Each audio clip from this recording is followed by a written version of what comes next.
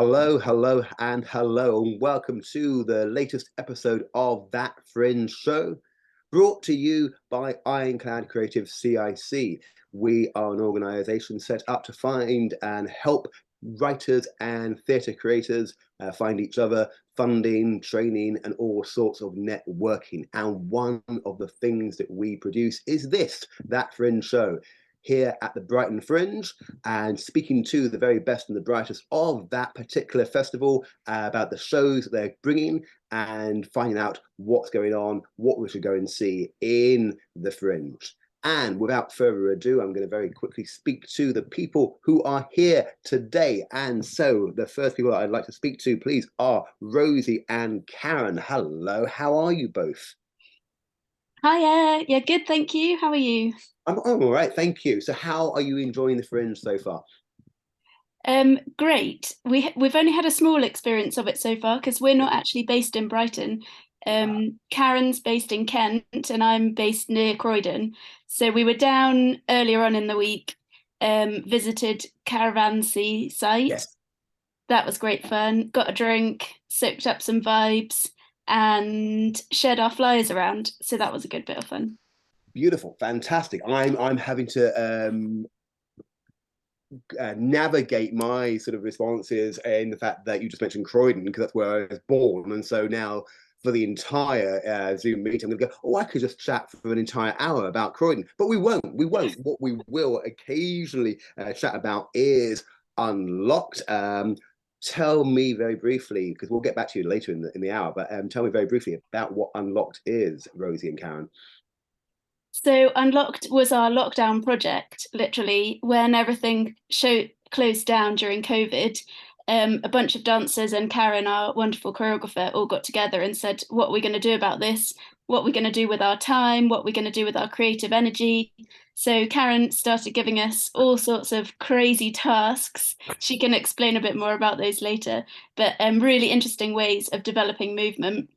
And out of it, we created an entire show, which we've titled Unlocked. We're bringing it to the festival, to Fabrica Gallery next week, 25th and 26th of May.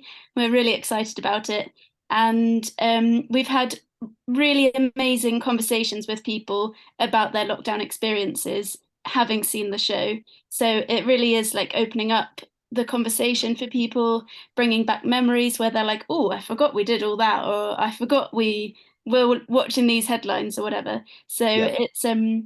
it's kind of difficult to talk about, but Yes. that's why we're using dance, because you don't actually have to use any words. Absolutely. That again feels like a conversation I could get segued in for the entire hour. And you're right that that experience, those couple of years, is very much a generational sort of point that we're going to be discussing, talking, and indeed dancing about for many years to come. But we are going to return to you a little bit later on while I return and speak to Alex. Hello, Alex. How are you? What's going on? Hey, yeah, I'm good. How are you? I'm all right, thank you. Thank you. It's a gloriously busy Fringe for us so far. There's lots of stuff going on and lots of things to get distracted by, including your show with a spectacularly interesting title. Tell us about that. The Marvellous Snake Boy, is that the title in question? Indeed, indeed. Yeah, it's kind of a clowning show, or like I guess a solo character show, where I play the titular Snake Boy, who is a boy who is raised by snakes, and needs to learn with the help of the audience what it is to be human. I mean, that's an elevator pitch and a half. That's fantastic. Excellent. And where are the Snake Boy and his audience of tutors going to be, and when? So at the Brighton Fringe, at Presuming Eds, the dates, which are great things to have just ready to go. They are, aren't they? It's an extraordinary thing. It's 22nd to 25th of this month of May. excellent. At Presuming Eds at 8 p.m. Beautiful. I feel there's so many questions that I want to ask about being raised by snakes. But again, this is already I'm feeling very excited. Every single one of your shows, I feel like I could just get chatting about for the entire hour. And so it's a matter of great self-restraint that I can sort of go, that I'll come back to you, Alex, and I'm now going to speak to Sam. Hello, Sam. How are you? Very well, thank you. I'm very busy so far. Sorry? I'm sorry. How's your Fringe been so far? Yeah, good. Busy. I'm trying to juggle doing stuff and seeing stuff as much as I can. Which I'm going to assume is particularly difficult for you because you don't have one show in the Fringe, you don't have two shows in the Fringe, you are involved with three particular shows in the Fringe. I am involved in three, although to be fair, I'm not directing this year, so you know it's not quite as full on as it would be if I was taking some of the pressure off. Yeah, a bit. So let's see. We spoke before we started recording. I sort of like said, let's try and get you to speak just about one show to begin with. But let's see if we've got an album where you can talk about all three. Tell me about the first of these shows. Okay, so the last, which is an adaptation of Mary Shelley's trilogy, The Last Man, written in the 1800s about a global pandemic and set in the 21st century. So pretty sort of pertinent to now. That starts at the Lantern Theatre tomorrow. We had a preview last week, but the main run starts tomorrow. So from the 18th to the 21st at 7 p.m.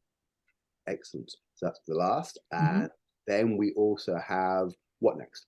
So Chemistry, which is another kind of dystopian piece written by me about parenting in a future world without touch. So continuing the kind of the pandemic dystopian theme, but very much with a sci-fi vibe. And set in the near future. So imagine kind of desperate dating, but in bubbles, and thinking about how do you raise a child without touching. Excuse me. And that's a two-hander. That's a two-hander. Plays out in real time with social distancing between the two characters, between the two actors. So that was the challenge, was to write a play that could be done with social distancing, and that plays at the Lantern from the 25th again at the Lantern from the 25th to the 29th. Excellent. And yeah, indeed, the last show that you're talking about is not called The Last. It's got another title. What's that? So Women Talking, which is a night of 12 women's monologue stories dealing with mental health issues, and I'm performing a very short monologue in that. And that is on Saturday, this coming Saturday at the Unitarian Church at 8:30. You just about have time to go and see The Last and then rush down and catch that as well, if you run. That would be a double bill and a half. And we spoke about Chemistry being a two-hander, but The Last is a solo show. It is a one-woman show featuring the wonderful Katie Rydwood, who is here today. Hello, Katie. How are you? Hiya, yeah, I'm well, thank you. How has it been? Can you, without too many spoilers, how has it been to sort of perform that part or those parts in The Last? It's really fun. I mean, there's such a range of, you kind of go through 10 years, like multiple continents. It's like 30, 40 characters or something. Yeah. There's a lot of different variations. So as an actor, it's really fun just to be able to live that journey and go through it every night. And yeah, it's interesting because it is a play about loss and grief and the end of the world, but there's still kind of a survival to it, which makes it a really, a sort of almost joyful to play. And it's interesting because Mary Shelley, known for Frankenstein, The Last, is perhaps not as famous as that. It's not the one that we necessarily associate with her work. Were you aware of the book or the books before you got involved? No, not at all. But after starting working on it, I realized how many of our current post-apocalyptic books and films seem so inspired by it. Like, it's so similar to stuff like I Am Legend or The Last of Us.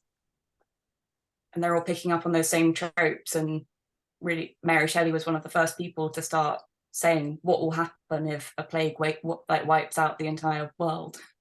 It's extraordinary that she was writing this in, what, 1820? I've not done the research properly, but around 1820, so it's quite some time ago.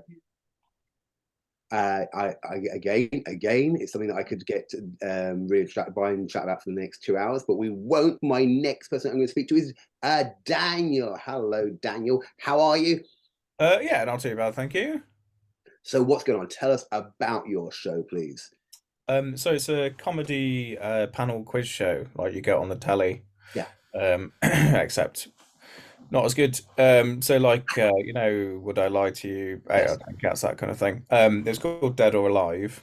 Basically, there's one question throughout the hour, which is each team takes turns to name a celebrity, and then the other team have to guess or remember if they're still alive.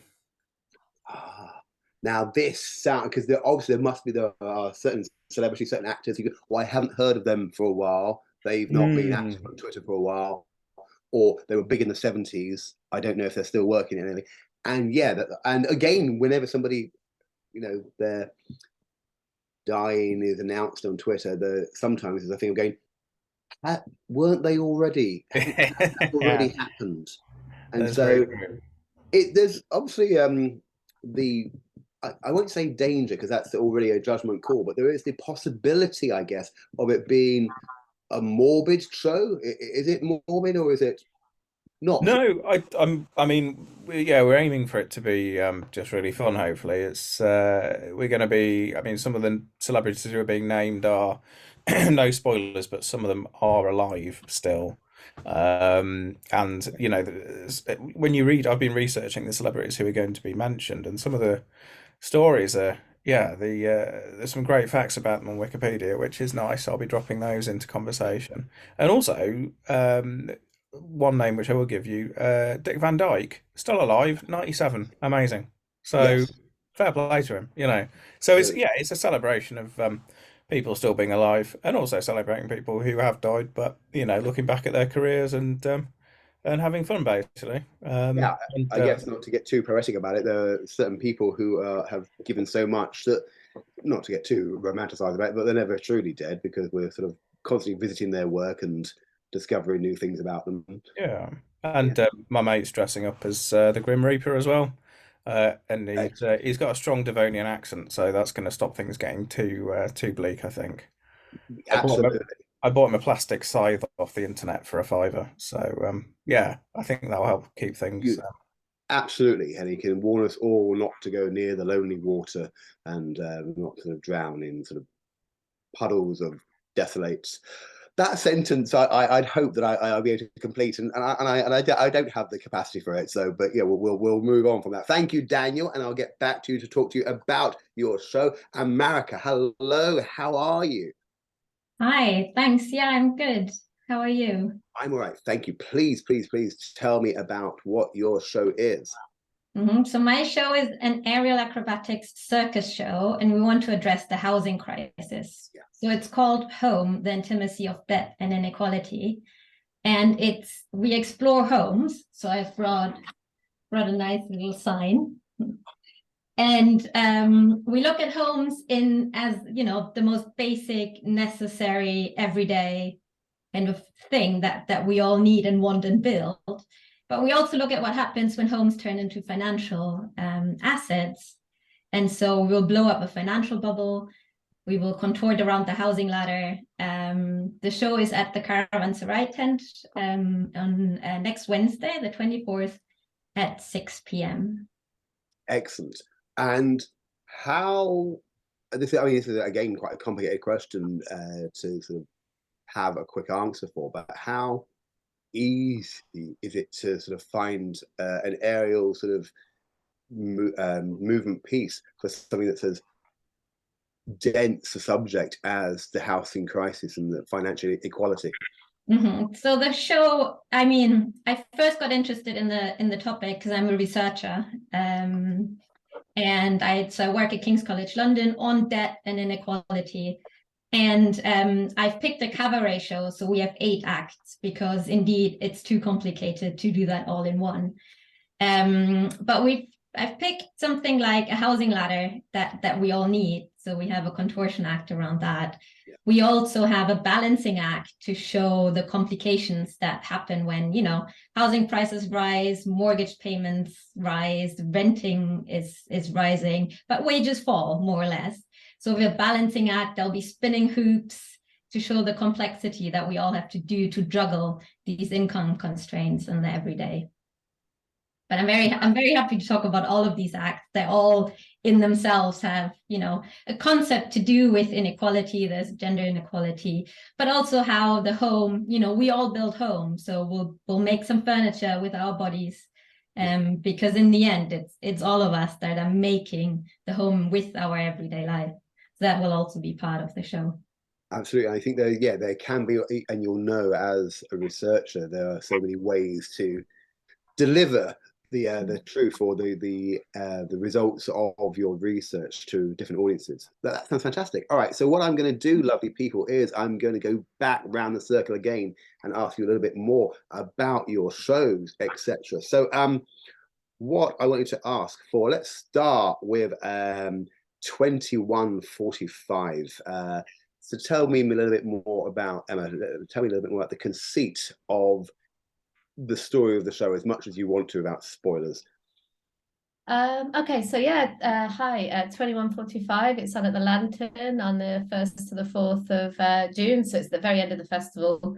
So it's good if you freaked out and thought I haven't booked anything for Fringe, and then you can sneak in and catch us at the end of it. 2145, it's a road trip to the future where no one knows who is in control. It explores our relationship with AI. I wrote it about 2 years ago. It was for a prompt for a play about hope for the future, which is quite hard for me because I'm always in dystopian futures. So I decided to try and write a dystopian play with hope. And so it's turned into a two-hander between an AI and a human, and they go on a road trip to try and find out what's going on in the future. And our main protagonist is a woman that uploaded her consciousness to the internet as an environmental act, and then her data plan ran out and she ends up drifting like digital junk on the internet, and she gets woken up by an AI to make some decisions about her existence. So that's where we meet the story, and all sorts happens. Yeah, it's pretty fast paced, and yeah, it's fun.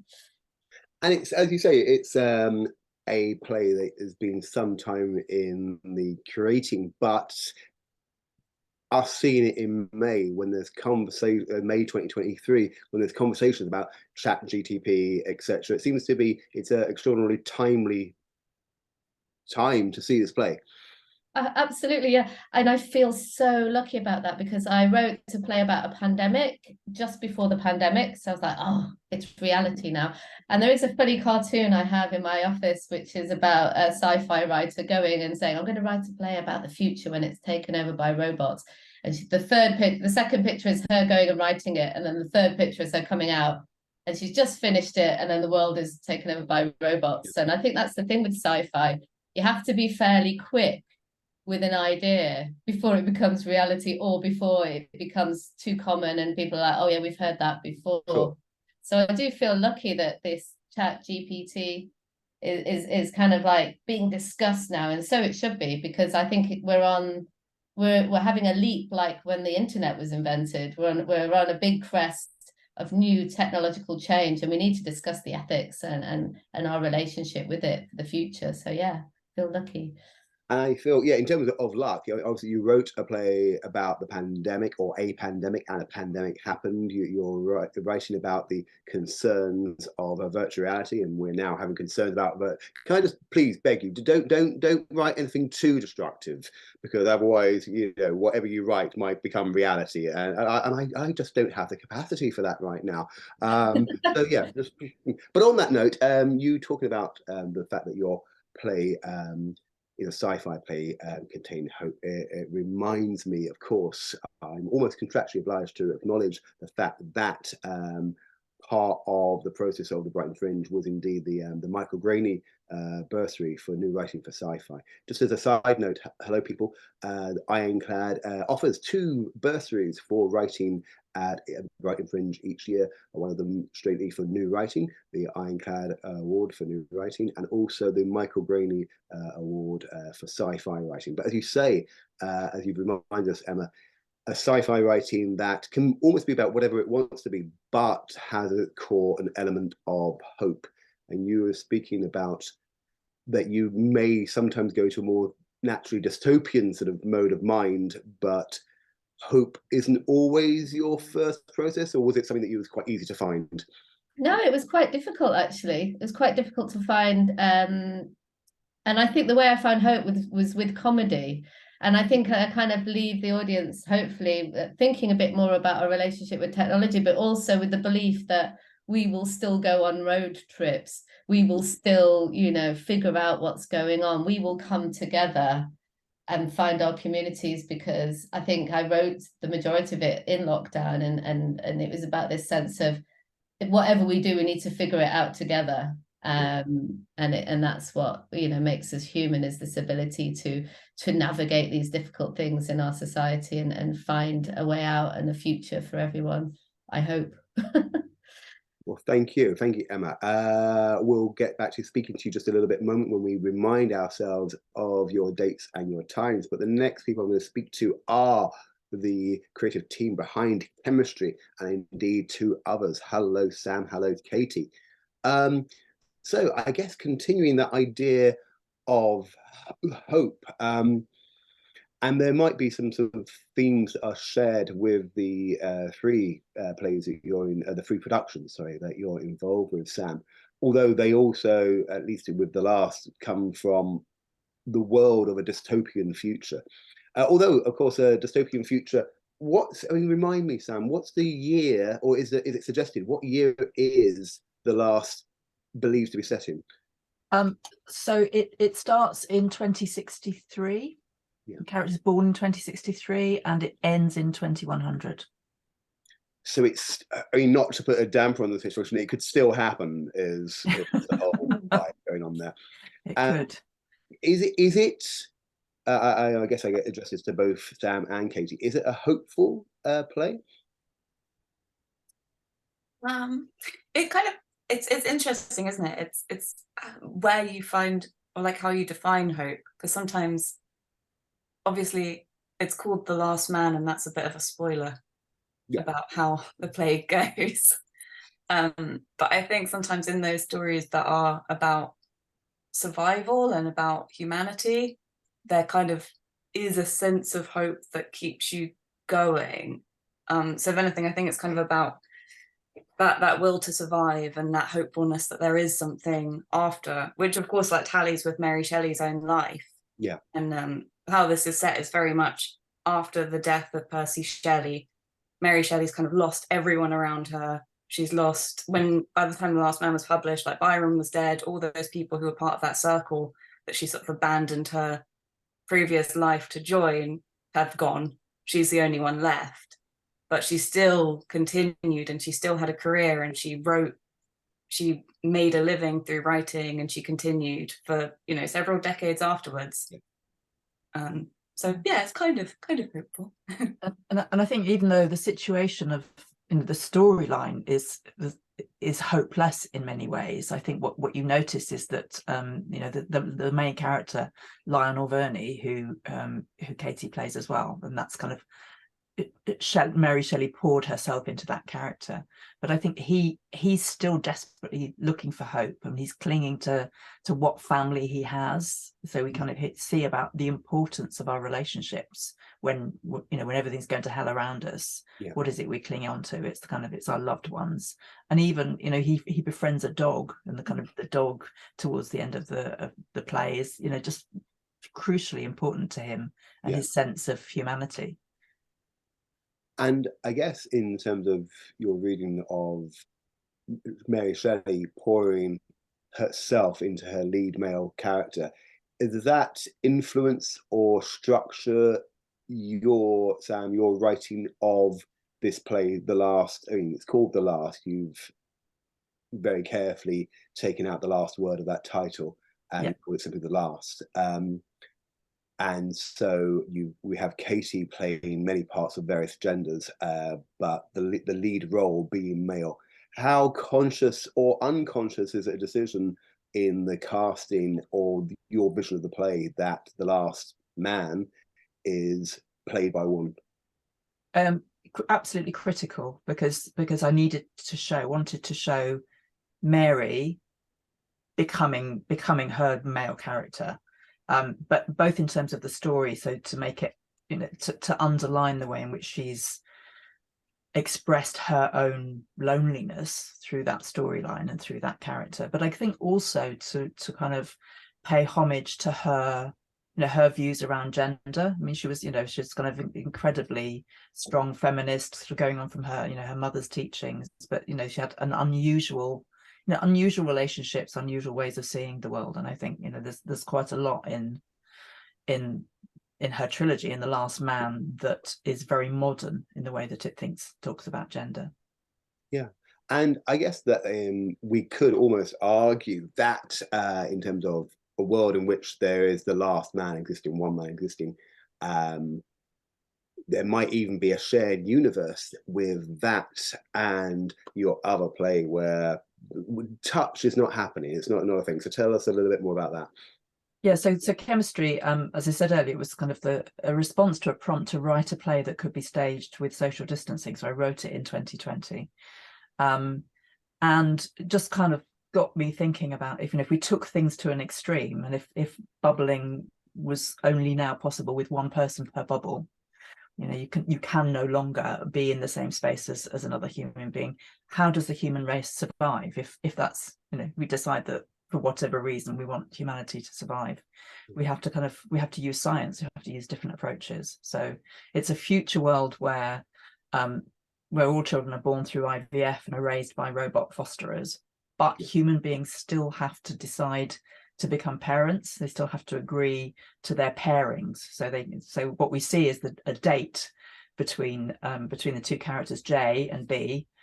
So B's an old timer. She's been through this a number of times. J is new to the whole process and completely fazed by it. And he's fascinated with the idea of touch. So he's never had human touch. He was what's called clean born in this new world. He never knew his mother, whereas B did, and he's desperate to find out more about it. And we sort of delve into the whole idea about attachment theory and kind of what it is what it is to be human and what it is to kind of have contact and intimacy with each other. And that terminology of being clean born, where it's a birth without touch and IVF, does that poke at the idea that as we go on, we will find new prejudices, new things to be concerned by that don't necessarily, that we as we evolve, we also find new things to concern ourselves with? Well, I guess there's a kind of hierarchy between the two of them. One has known touch and one hasn't. There's a difference in there. One's been through this process many times before. So there's, even in this world, there are different levels of, I guess, awareness and experience of connection with people. Yeah. And in terms of, it was originally written, as you say, sort of in lockdown for a Zoom sort of thing. How difficult or how inevitable is it to stage a production that was theoretically written originally for screen and then have it staged in a physical space? Does that change? Well, so it was written for physical space, but with distancing. Oh, of course, yes. So now that we don't have that, does that change the texture of it or not so much? I don't think so, because I think it's all about suspension of disbelief, isn't it? So I think we just have to believe that they are really in separate spaces and can't touch each other. So we haven't actually built a room, but we've kind of got screen between them, and I suppose what's important is that the dialogue and the actors convey that sense of kind of longing, wanting what we can't have anymore. So whether that's kind of wanting to go out and party with your mates when we couldn't in lockdown, or wanting to touch somebody and you can't, it's not either physically possible or not allowed. And very briefly, I want to speak about women talking, which is different in the sense that not only is it a significant number of people on the stage, but also one of those people on stage is you, rather than writing or directing or producing. So how is that different? It's absolutely terrifying. Yeah. This is the first time I've performed for several years. Yeah, I think. So I'm sort of pleased it's only 4 minutes. Yeah, so that very nerve-wracking, but I'm working with an amazing bunch of other performers and producers, sort of all female production company, and it's the beginning of trying to create a creative network that helps us to use the arts to look at mental health issues. So that's a kind of launch event to do that, with 12 different women's stories, really nice diverse cast in terms of kind of ethnicity and age and experiences, and I'm really looking forward to it. So the women's stories part reminds me to ask: are these are original stories? They are. There's a range. So there's 1 or 2 monologues that are existing monologues from existing plays that are performed, but most of them are kind of personal stories, personal monologues. Excellent. And how many did you say? How many people? 12. 12. All right. 12. And it's on at the Unitarian Church. I don't think I said that earlier. Unitarian Church on Saturday at 8:30. Thank you. All right. Daniel. Hello, Daniel. Hello. So, quiz show called Dead or Alive, and we will discuss or we'll voice or name a celebrity or person that some of us have heard of, and then we have to guess if that person is indeed dead or alive. I mean, presumably it is that simple, but do we just say dead or alive, or is there a bit more texture and hierarchy to that? Yeah, I'm hoping it won't just be one-word answers from the guests. So I've got I'm doing 4 nights, 18th, 19th, 25th, 26th of May at the Caxton, which is just around the corner from the Brighton station. So for each of the 4 nights, I've got 4 different guests involved, who are a combination of local comedians, poets, and then just 3 or 4 of them are just my mates, but they're kind of people who I know are good for chatting, basically. So I'm hoping basically that I won't have to do a lot, and they'll all be wonderfully charming and hilarious, and they'll have a lot of banter between each other, and yeah, I can just sort of stand back and let them entertain the audience is the plan. That it sounds like an ideal plan. It sounds perfect. It sounds gorgeous. What have you ever had sort of, you were talking about famous people, celebrities who are dead or alive, in previous iterations of this show when you've been working it out? Have you declared a name that you have been met with blank faces and go, I don't actually know who that is? I will let you look behind the curtain momentarily. We haven't done any previous iterations. It's new. We haven't really, and unfortunately I wasn't able to even do a rehearsal because I've been in hospital. So which is ironic given the theme, but there you go. So yeah, it's just going to be flying by the seat of our collective pants, basically. But I think I've got a fairly strong structure, I think. And the good thing I've discovered as well about doing quiz shows, you can have cue cards. So I don't even need to learn anything really. I can just have it all written down in front of me. So it's a great racket, the whole thing. But I have to do almost nothing apart from just organise it, basically. Oh yes, I all the actors in the room are going, oh yeah, cue cards, wouldn't that be a gorgeous thing? Please, dear God. Excellent. So I feel like I want to ask something else, and that question is in terms of what sort of I guess this is a interesting question in terms of who do we want to come and see the show? I mean, I guess it's the Fringe. We want everybody to come and see the show, but what sort of gang are we attracting? Honestly, I think anyone who is at some point in their life going to die, I think. Anybody, any of those people, yeah. So, Immortals, Immortals would really bring it down, wouldn't they? Because they're just taking the mick. That is a good point, actually. Yeah, everyone else would be like, how come you guys get to live forever? It's a bit awkward. Yeah.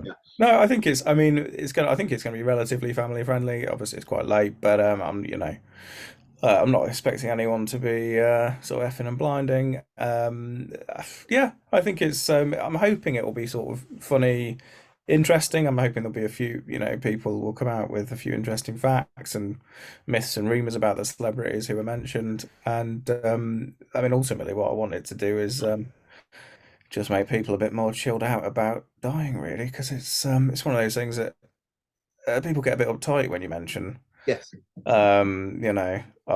I was in hospital last week and having a load of cancer removed from my neck, which is why I've got that amazing gash.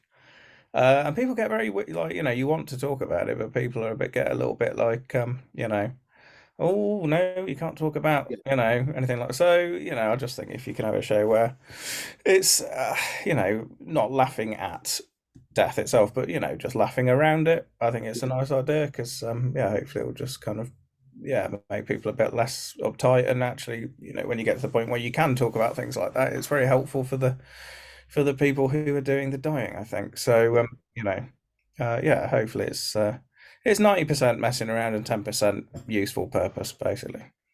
Laughing with the elephant in the room rather than just ignoring. Exactly. I think that's the thing. Once you address something and talk about it, then if someone's worrying about something, then once it's actually open, then obviously you can feel like you can talk about it. It makes things a lot less stressful for everyone involved, basically, once you can talk about it out loud. But it's it's one of those. It's one of the last remaining taboos, isn't it? Yeah. So if you taking that stress out of the thing, but can it be potentially stressful for you in terms of having to update the news websites just in case any of your celebrities have in the past 18 hours actually died, and then make answers null and void? Luckily, the prizes are all terrible, so I don't think if there's any arguments about actually that person's dead, I didn't get a point, blah blah blah. Is the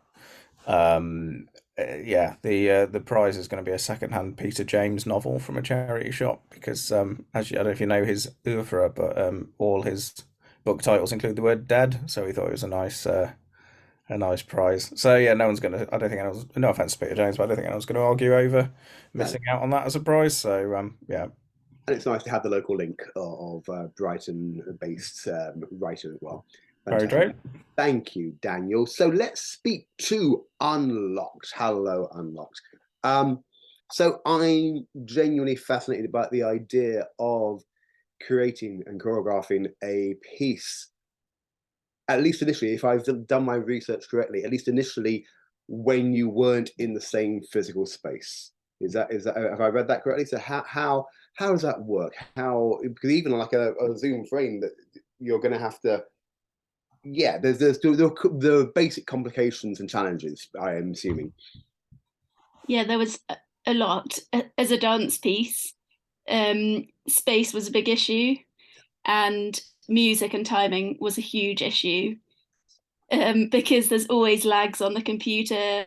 There's always like internet lags. Yeah. So we did try to perform, or we did do a successful performance on Zoom in December 2020, and there was a lot of trying to look at the camera, but also eyes looking at the other screens to try and keep in time with each other. And the music delay was atrocious. The music delay, as you know, you get one screen having part of the music, and then it comes in later on. So as dancers, that was another challenge, wasn't it, Rosie? Yeah, massively. Absolutely, and I imagine that. It may not have done. This is like an unfairly leading question because the answer might be no, not really. But were there any moments where a glitch or whatever led to a moment of, oh, that works quite well? Even if somebody was actually holding a pose beautifully well, but actually they weren't. It was just they were frozen on camera. Were there any moments like that? No. I don't think we did have any moments like that. We tried to plan it so that the choreography would be synchronized together. Yeah. So glitches didn't affect the actual choreography of it because we'd stop and talk about whatever was going on and try and fix it. But maybe Karen wants to tell you a bit more about like how we managed to create dance stuff within our small spaces. I think it's a perfect segue. Karen, please tell me more about that. Oh, well, I'm just going to warn you, my internet keeps cutting out. So I'll just carry It's on. a perfect illustration of what we're discussing. As another issue. Yeah, well, basically, we were just dancing as we were. But it came to the front that, okay, we were using a lot with laptops and phones and things. So I thought, great, phone numbers. Yeah. So that's one part of where I got some choreography from, or the idea was that our rooms were going to be numbers. So you've got 1, 2, 3, 4, 5, 6 on the floor, 7, 8. Yeah. Then you've got 9 and 0. And then they had to make movements up towards those numbers to create their own phone number. There was also nature that suddenly came alive. So watching a spider, which you don't usually have time, going down a plug hole was quite interesting. And how would it be, because the postman was exciting again, how would it be to be that exciting bit of post coming through the letterbox? The toothpaste tube, for instance, became quite a fun sort of like game with me and my husband. What shapes can you make? And to try not to get the toothpaste out the next day. So that's going to be in the choreography. Cleaning, using props instead of a dancer, a broom. Let's dance as a partner. How would that work? So there was a lot of sort of like just hands-on things around the house. The bedroom also, as a kid, you're told off jumping on the bed. I always was. Or adults, so let's have a bit of fun. And a lot of the time, you were in bed working, so somehow the top half was all prim and proper in blouses, shirts, work, but you're in pajamas down below because no one can see. So those sort of things were sort of brought into the choreography. But as time moved on, there was like this like lockdown finish, but then we all brought back into lockdown again. I don't know if people recall that, but it was like a parallax. It's the same, but it's not the same. There were other restrictions in. So how does that happen with dance? So it's like looking through, do you know those prisms that have different, so it's looking like a reflection. You're in that reflection, and then you sort of, that breaks open eventually and you're out of lockdown again. So what was danced in that prism, sort of making the shapes within that prism, is then released. So yeah, basically it was just a diary of how things were unfolding, and putting that into context in sort of 4 episodes, 15 minutes choreography. And it sounds like it's like, in terms of the diary of finding the joy in the previously mundane, of like seeing things with new eyes. Yeah. And did that also bleed into when you moved? I'm going to assume that you then rehearsed with each other in a physical space. It evolved from being on Zoom into a physical space together. Is that correct?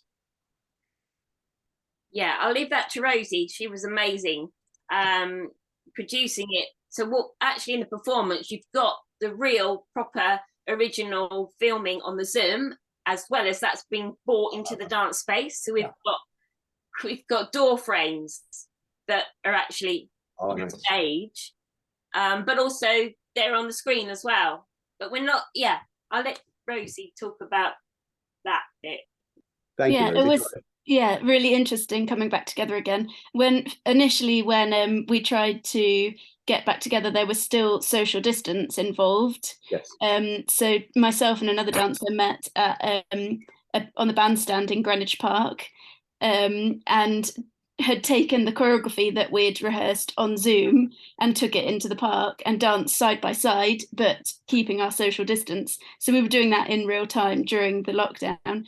And then since then, we've then been able to get closer and closer as the restrictions were lifted, and now creating this piece and adapting it for stage. There obviously aren't any restrictions on how close you can be.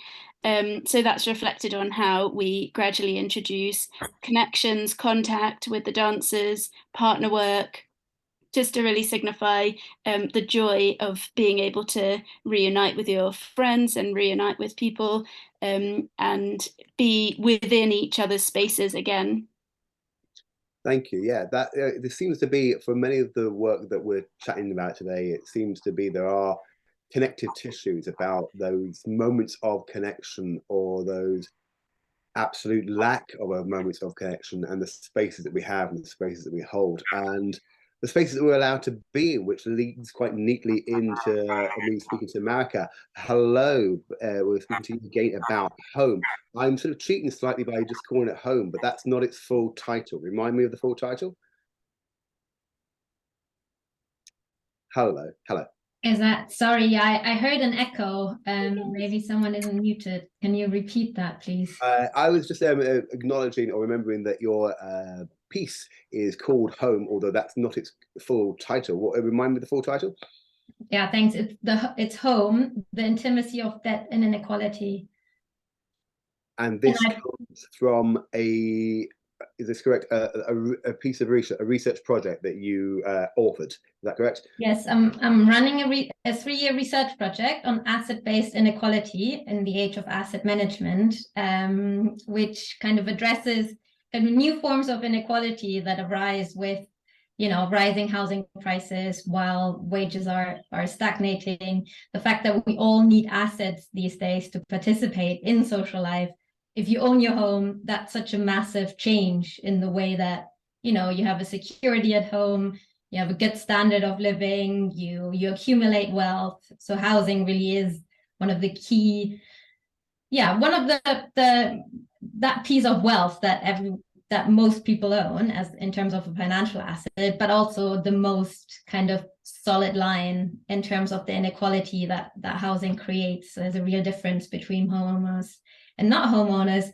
And one of the ways that the show addresses that, for example, is by having a sliding scale of prices. So tenants pay £5 and landlords and landladies pay 14, to kind of, you know, raise awareness of there is a huge inequality here that we need to address.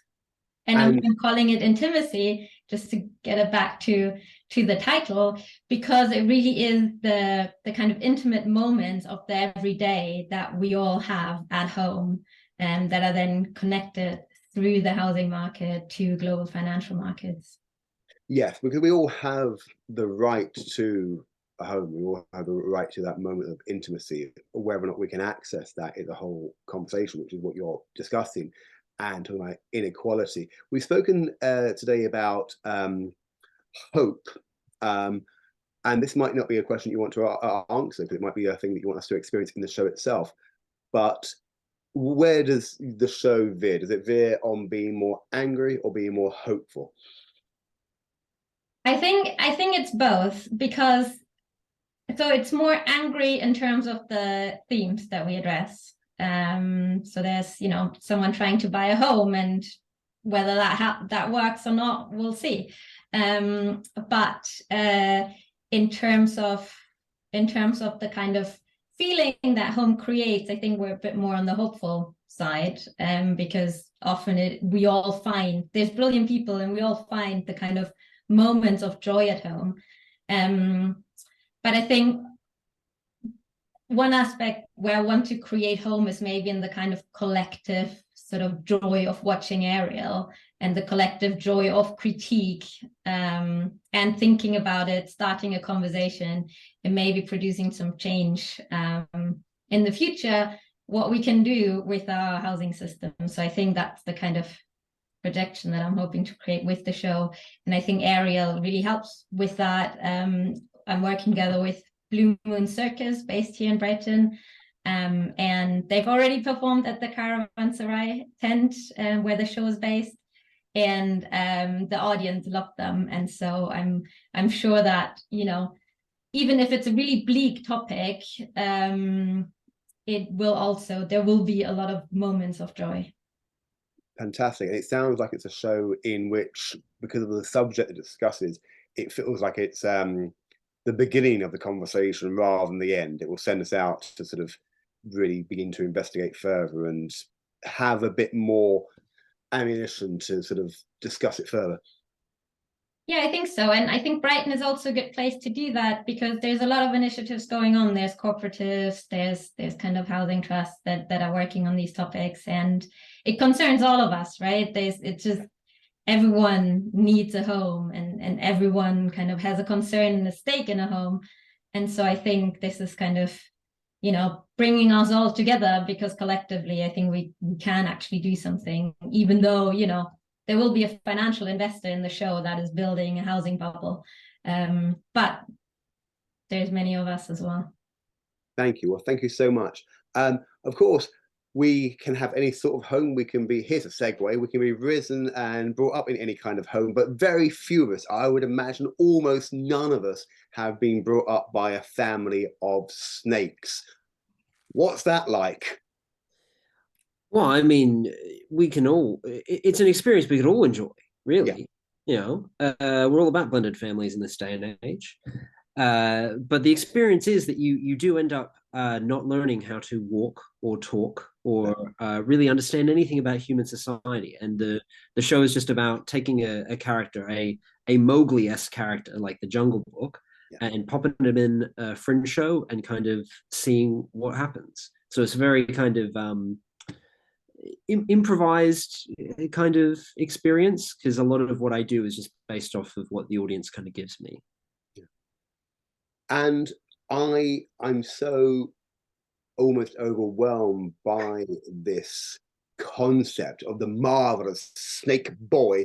I mean, there's part of me, again, don't tell me if I'm right or wrong, if it's a spoiler, but there's part of me that imagines there's a good 20 minutes of you locked inside a sleeping bag, just slithering across the stage. I mean, I'll probably pay a good money to see that, but there's no sleeping bag involved, but there is some slithering. There's some that's good for the posters, isn't it? Come see Marvellous Snake Boy, some slithering. Some slithering. And I guess the question of how long the slithering goes for is just the question of how long it's funny. See, I delight in that. I sort of, And is there an element of you as a clown performer and adjusting your performance depending on what the audience's vibe is, of almost pushing the envelope of what they're prepared to cope with, or is it more playful than that? I mean, I always my goal is always to be playful, and to make people feel comfortable. Like my performance style is very much I want people to speak to me and feel like they can speak to me and feel like they can interact without me necessarily having to goad them to do so. And I think there's a lot of people that are scared going into comedy shows these days. It's like a first row itis, where people don't even want to sit in the front row of a show because they're worried they're going to be picked on or something. I'm like, what have we done as performers? What have we done wrong that has caused this this detachment and such? I feel like we haven't been that mean. So yeah, I try to create spaces and shows where people do feel safe sitting in the front row. And part of doing that is I don't just go in the front row. I speak to people in the second row, the fourth row. I will find the person sitting all the way up in the back in the corner and slither over to interact with them. Yeah. And you spoke about being brought up by a family of snakes. You don't necessarily get taught how to walk or talk. So, but you as a snake boy, you do speak to the audience. Is it a spoiler to discuss how the Snake Boy found his voice? Well, I eventually talk to the audience, but when I start the show, I don't. I see. So yeah, the kind of I don't think this is too much of a spoiler, but one of the first games is just teaching me words. Like I won't be able to say anything unless it's something that I've heard from the audience. So there have been times where I've been quiet for 10 minutes. There have been times where someone said something in the first minute, but then it's just that word. That's the only word that I have for a while. And I imagine audiences, curiously, are probably quite quick at picking up on that game of oh, that's how this process works. Or is it changed from audience to audience? Sometimes it's really different for each audience. It really is. Yeah.